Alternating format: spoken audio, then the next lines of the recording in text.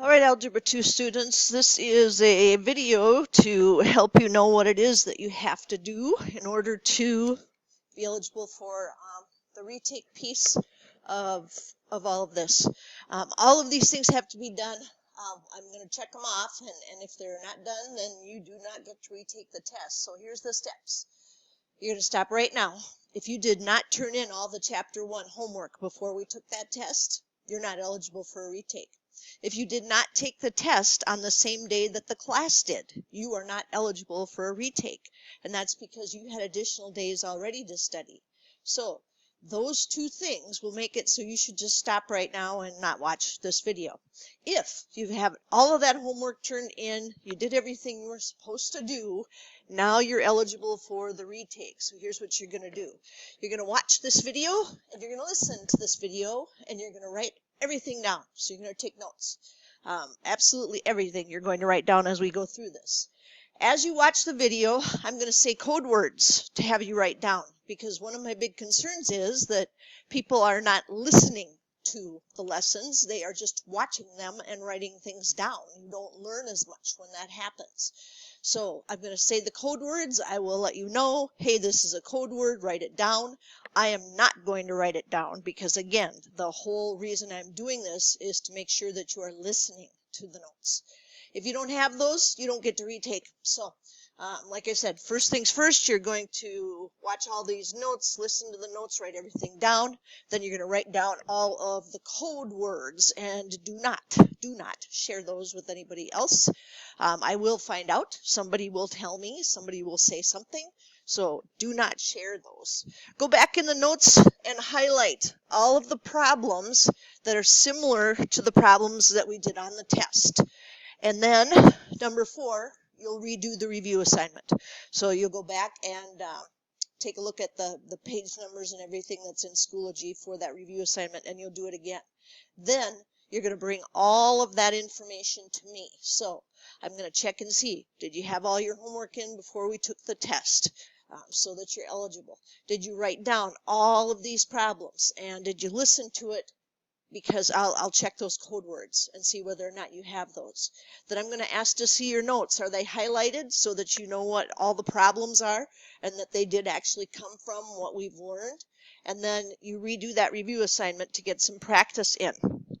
Once all those things are completed, then we'll set a date for you to come in and retake the test. So, and the deadline is October 9th.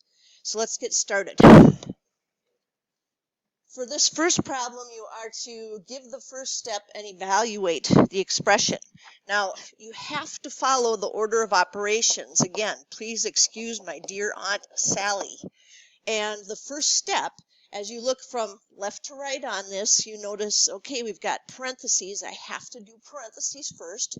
So 40 plus 24 would be 64. So that would be the first thing we would do. That's the first step.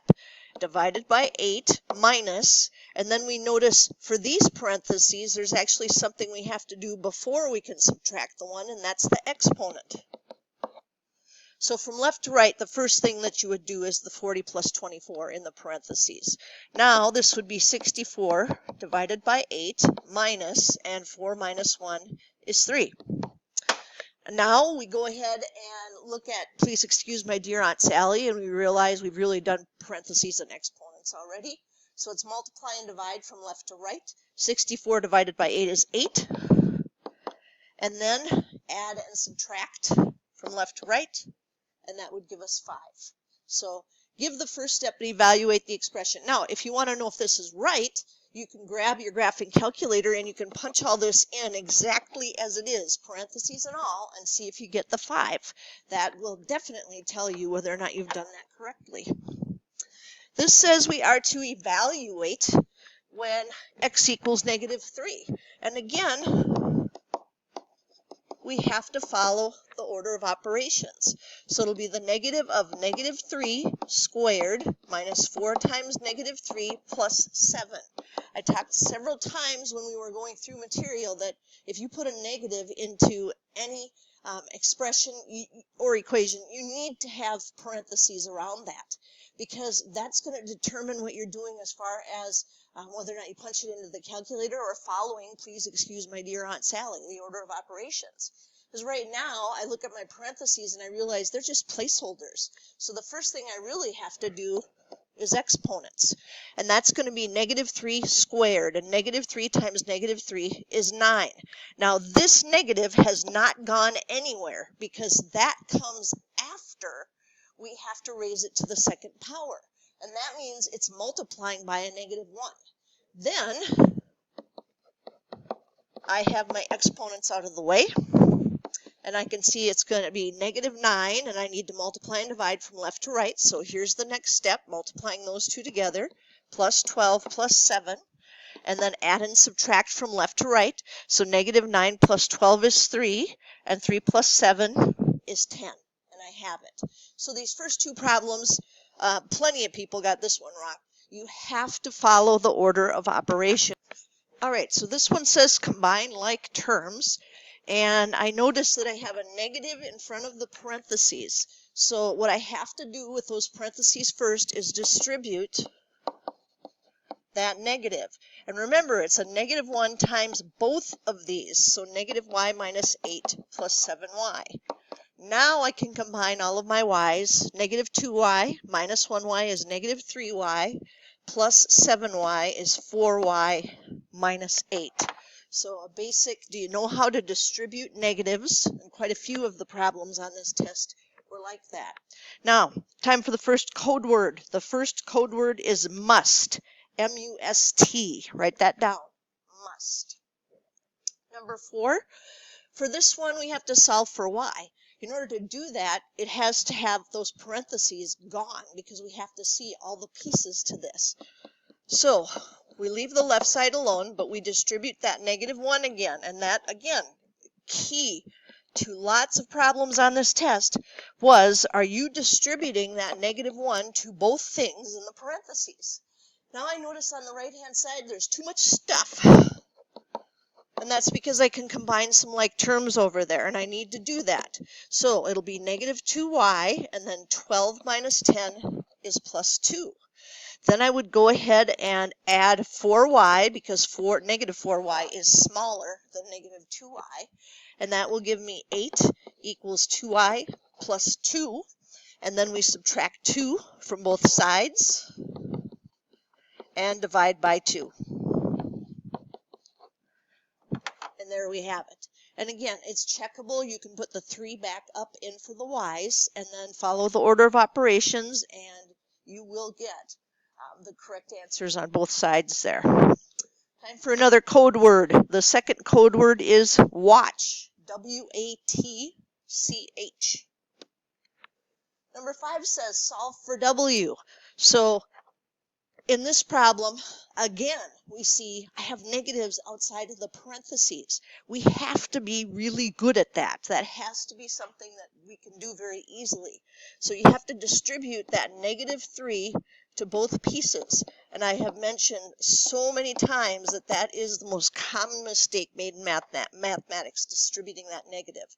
So we would have negative 3 times 2w for negative 6w, negative 3 times 1, that would be negative 3, and then 7w, and distribute again, minus 21, minus 3w.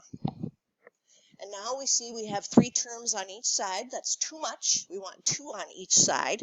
So negative 6w plus 9, because 12 minus 3 is 9. So don't start moving things over unless you have 2 individual terms on each side. Right now there's 3. On the other side, we have 4w minus 21 because 7w minus 3w is 4w. Now see how the maximum number of items on each side of the equals is 2.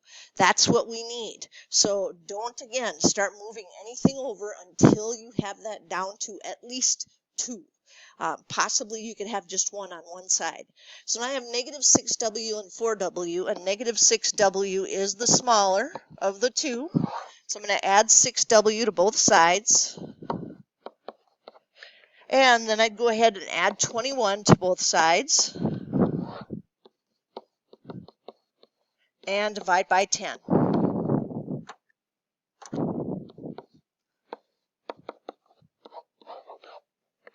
And again, that is checkable. Put it back up in the original, follow the order of operations, and you will see the same number on the left and the right. Now K, this is one that people seem to struggle with. I shouldn't say that. Some people were struggling with this on the test. If we want K alone, my focus is on the left-hand side, and that's because that's where K is. So the first thing I'd like to do is get rid of the fraction piece. To do that, I'm going to have to multiply both sides by 5m, because these two will cancel out.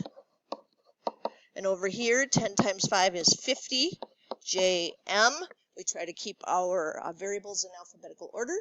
And then we would divide by 2 in order to get k completely by itself. And then 50 divided by 2 is 25. So that would be 25 jm.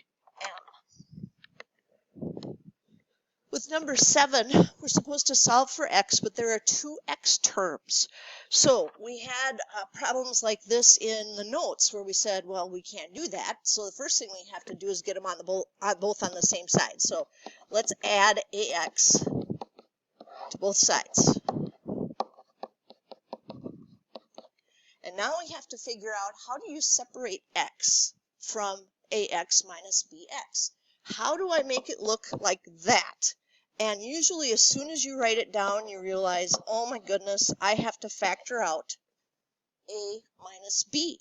It's like using the distributive property backwards. If we multiplied this through, it would be ax minus bx. Then we have to divide both sides by a minus b. And we have it. Now x is all by itself. So x is on one side, factor them out, and then divide to get it by itself. This was a geometry problem. So this is one of those where we might not have one in the notes, but we had them in the homework for this. But before we do that, I'm going to give you another code word. And the code word is listen. L-I-S-T-E-N. Listen. The length of a rectangle is 3 centimeters greater. Oh, I'm not even going any further. I'm drawing a rectangle. Rectangle has 4 right angles. That's the definition of a rectangle back from geometry. The length of the rectangle is 3 centimeters greater than its width. So I ask myself, which one don't I know anything about? Well, they told me something about the length.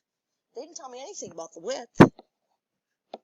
So my width is unknown. I don't know that. That's going to be my variable. They told me the length is 3 more than that. And then it says the perimeter is 24 centimeters. You have to remember that peri means around. So that means if we add all of this up, w plus 3 plus w plus w plus 3, and as you do that, you might be thinking to yourself, hey, wait a second. I have 2 of those w's all by themselves, and then I have 2 of these w plus 3's. Yeah, because the opposite sides in a rectangle end up being congruent. They have the same length. All right, so now we want to finish this up. We're going to subtract 6 from both sides. Twice now. I've rewritten that. And that would give us 18. Divide that by 4.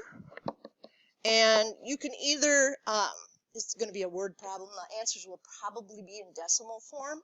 So you could go ahead and change that to 4.5 if you want to. And up in the problem, our label was centimeters. But I haven't given the dimensions yet. That's the width. So the length, it said, was 3 more than that. And that would be 7.5 centimeters. So we needed to have both of those as we went through that. So this one, it's from geometry. We did have them in the homework. Number 9. Before we start that one, I'm going to give you another code word. The code word is to, T-O, to. Number 9 says, write an inequality to represent the sentence. So if it's an inequality, I'm thinking right away, less than or equal to, greater than or equal to. The sum of a number and 5. Sum. Sum is what happens when you add things up. So I've got a number and I'm going to add 5. Now it has to be less than 7. Wow, that's not bad. Less than negative 7, in fact. Less than negative 7. So that's done. That's all I had to do with that one. So sometimes it takes a little thinking because they'll say at least or at most, and you have to think about what symbol you're going to put in there. But you need to know those words like sum, product, quotient, difference, all of those math vocabulary words for operations. Number 10 says solve for x, and I see that this is actually two separate OR inequalities here. So I'm just going to go ahead and do the left one first. I add 7 to both sides, and the only thing I'm watching out for as I solve this, the only thing that's different than if it were an equation is that if I were to multiply or divide by a negative, I have to flip the sign. Did not happen. And this is an OR. And then over on the right-hand side, again, I just start the process of solving. At the most, I have 2 terms on one side. And I did not multiply or divide by a negative. So here it is. So I've got x is greater than or equal to 5 or x is less than 5, which ends up being all real numbers if you graph that. But for this one, I just wanted you to be able to see we're solving 2 separate equations here and not asking you to graph it or anything like that. So, you know what? I'm going to, because I'm worried that that's going to mess with some people here. So let's just say that we did have to graph this one.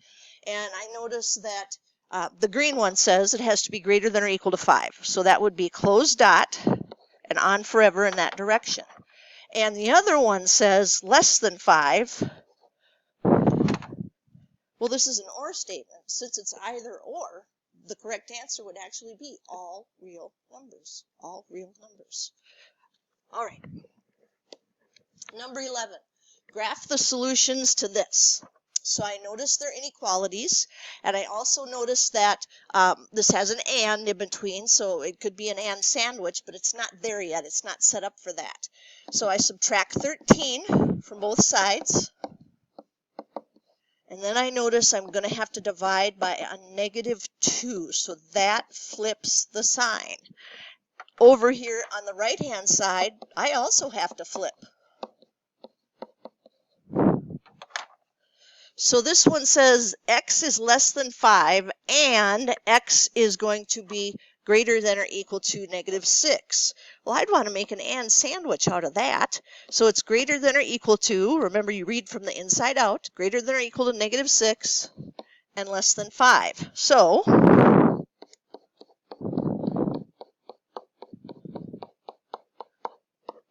let's get some numbers on here.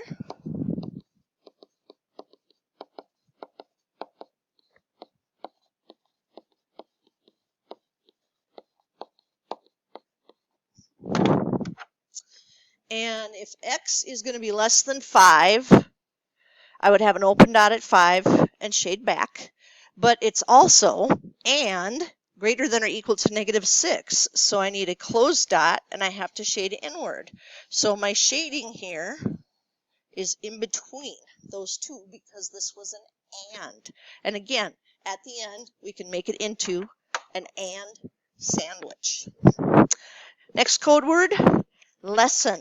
L-E-S-S-O-N. L-E-S-S-O-N. Number 13 says, solve for x. All right, it has absolute value. Oh, this is the jailbreak, because these are the prison bars. All right, so I'd have to do the negative and the... Wait a minute. This makes everything positive. That can't be negative 3. This has no solutions. So we want to watch for that. We want to see, do we have an absolute value that's saying that it's going to be a negative? That is not true. It cannot happen. Well, let's try this one. I really want to solve. It says solve for x. Look, it's a positive 21. That's a good sign. But the first thing I have to do is get rid of a guard. that 3 was guarding out there. So I have to divide both sides by 3. And that gives me the absolute value of 2x minus 1 is greater than or equal to 7. Then I have to get rid of my absolute value bars because I'm going to make my jailbreak. And I need my 2 directions. So this is greater than. And greater than are the distances that are greater than 0. I can't say that right. Greater than the distances that have something that's greater than 7 from 0. So that's going to be to our 2 extremes. 2x minus 1 will either be less than or equal to negative 7, or 2x minus 1 will be greater than or equal to positive 7. And you just solve them as if they were 2 different equations. So I'm adding 1. I'm dividing by a positive 2. Or over here, I'm adding 1 and dividing by 2, like so. And that one was just to solve. So we have our 2 solutions down there. Giving you another code word. The code word is videos. V-I-D-E-O-S. Videos. Number 15. Solve for x. Well, this one has the absolute value. This number over here is positive, but this is less than. So this is an and sandwich. And I have to use a negative 5 and a positive 5 because those are the 2 numbers that have a distance from 0 of 5. And then I have 3 pieces to it, but my focus is on the middle piece because that's the one with the x. So I add 1 all over the place. And then I divide everything by 2. And dividing by 2 it's a positive 2. I don't have to flip the signs. So there it is. It says x is greater than negative 2 and less than 3. You read that from the inside out. Number 16 says that we want to graph the solution to this one. So the first thing to do would be to figure out, what is it going to be? And I notice I have my jailbreak all ready to go, and this is a positive 16, and it's a greater than. So it's going to be 3x minus 2 is less than negative 16, or 3x minus 2 is greater than positive 16. If those distances are great, we're talking about the extremes, very low numbers and very high numbers. We would add 2 all over the place, and we would divide by 3. And for the second one, we would add 2 and divide by 3. And now we have to graph it. And we have to be able to get everything on here. So I want to think for a second what negative 14 thirds is. So 3 would go into 14 4 times with a remainder of 2. So that's going to be negative 4 and 2 thirds. And I have to make my way to 6.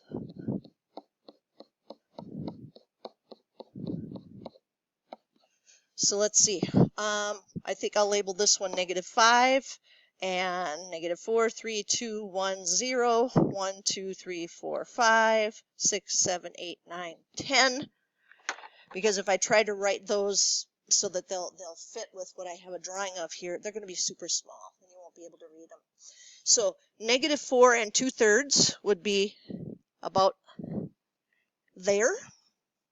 And that does not have an equals bar, so I need to make an open dot. So that's an open dot. And then it's less than, so that has to go to the left for the smaller numbers. And then x is greater than 6 is going to have an open dot at 6. And shading to the right forever. So again, our arrows are pointing to the extremes, the extreme low temperatures, the extreme high temperatures. And things we should notice about this. Because there was no equals bar, we didn't have to do any shading of the dots. We didn't close the dots.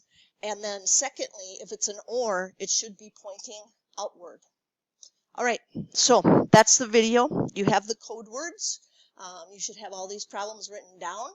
I talked pretty fast, so you might have to stop it and pause it if you didn't already to get everything down. And now you're going to continue on and follow all the other directions that were at the beginning of the video.